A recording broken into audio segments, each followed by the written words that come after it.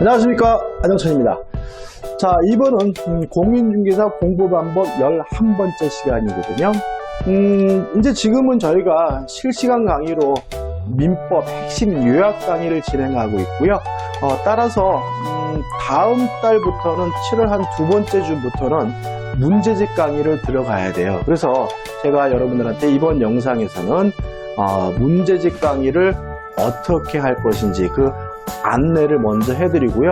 그 다음에 저희가 구독자가 500명이 넘으셨거든요. 그래서 그 500명이 넘었다는 것에 대한 감사 표시로 제가 이벤트를 준비했거든요. 이 두 가지를 일단 여러분들한테 안내 드리려고 이 영상을 만들고 있습니다.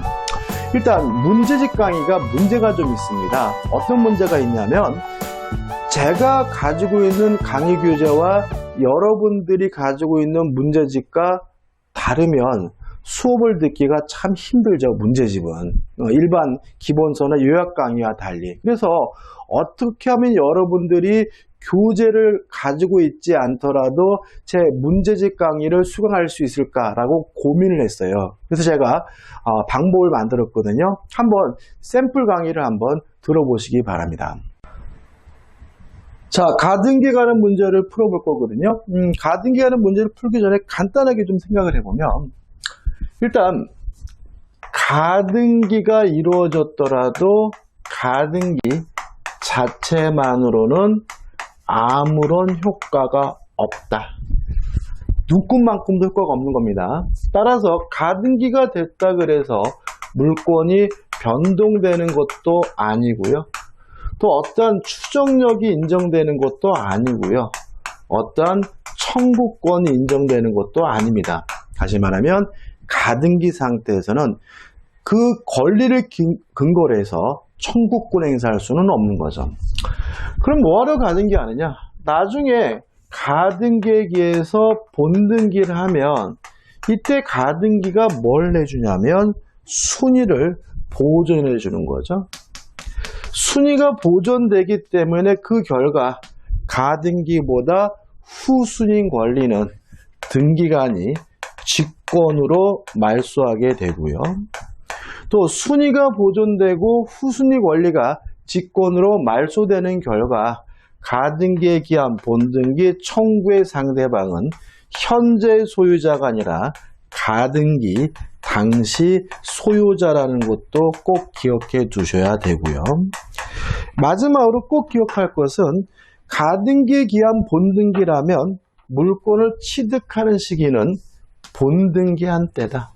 다시 말하면 물권 취득 시기가 본등기한 때로 가등기한 때로 소급하는 것이 아니라 물권을 취득하는 시기는 언제죠? 본등기한 때라는 거 꼭 기억해 두시기 바랍니다. 어떻게 잘못 정리하시면 굉장히 까다롭게 느낄 수 있는 부분이기도 하니까 확실하게 정리하시기 바라고요. 자, 그럼 문제를 볼게요. X토지에 관하여 2004년 3월 10일 갑명의로 소유권 보존 등기가, 그러면 맨 앞에 갑 앞으로 소유권 보존 등기가 되어 있는 거죠. 2005년 6월 20일 매매 기하여 을명의로 소유권 이전 청구권 보존을 위한 가등기가, 그리고 나서 두 번째로 을명의로 가등기가 됐고요. 그리고 2006년 9월 10일 증여에 기하여 병명의로 소유권 이전 등기가, 세 번째로 병합으로 소유권 이전 등기가 된 거죠. 이 가등기 관한 문제는 순서가 중요합니다. 자, 틀린 것을 찾네요. 1번, 을은 갑에 대하여 소유권 이전 등기를 청구할 법률 관계가 있다고 추정되지는 않는다. 왜요? 가등기만으로는 아무런 효과가 없다. 추정력이 없죠. 2번, 을은 병이 아니라 갑에 대하여 가등기 기한 본등기를 청구하여야 한다. 오죠? 왜요? 가등기에 기한 본등기 청구의 상대방은 현재 소유자인 병이 아니라 가등기할 당시 소유자는 누가 되는 거죠? 갑이니까요. 3번, 을이 가등기에 기한 본등기를 하더라도 그동안 병의 사용 수익에 관하여 을은 부당이득 반환을 청구할 수 없다. 오죠? 왜요? 물권 취득 시기는 본등기한 때거든요. 을은 언제부터 소유자인 거죠? 본등기한 때부터. 따라서 본등기 전까지는 병이 적법한 소유자이므로 병이 취득한 이득은 부당이득일 수가 없는 거죠. 4번, 병은 갑에 대하여 적법한 등기 원인에 의하여 X토지 소유권을 취득한 것으로 추정된다. 왜요? 병은 본등기한 사람이잖아요.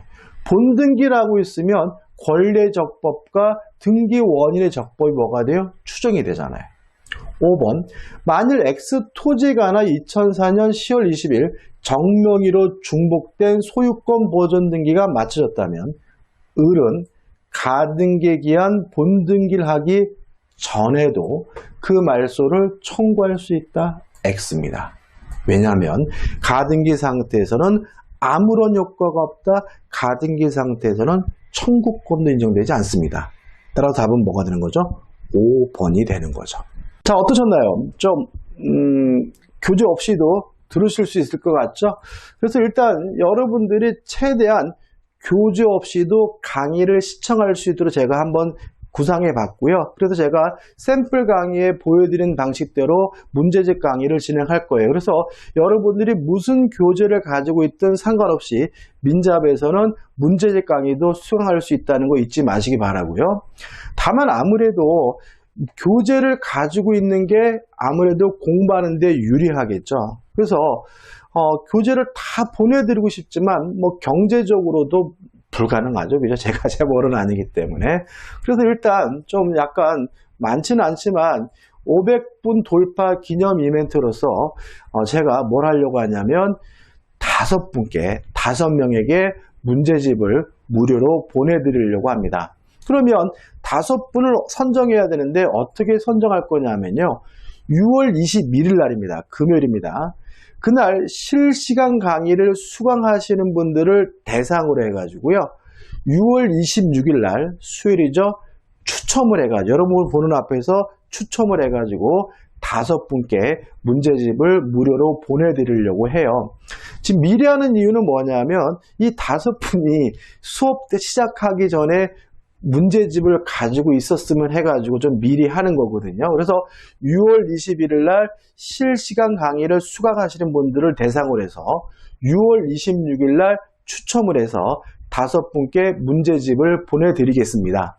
그래서 여러분들이 6월 21일 날 실시간 강의를 수강하시면서 실시간 채팅창에다가 인사, 안녕하세요. 좋은 밤입니다. 이런 인사. 아니면 제가 질문을 드렸을 때 그것에 대한 답변, 아니면 출석 체크합니다. 라고 채팅창에다가 적어주시면 그 내용을 적어주신 분들을 대상으로 해서 제가 추천 용지를 만들어 가지고 여러분 보는 앞에서 실시간으로 5번을 추첨하려고 합니다. 그래서 6월 21일 날 금요일 날 실시간 강의를 꼭 들으시고요.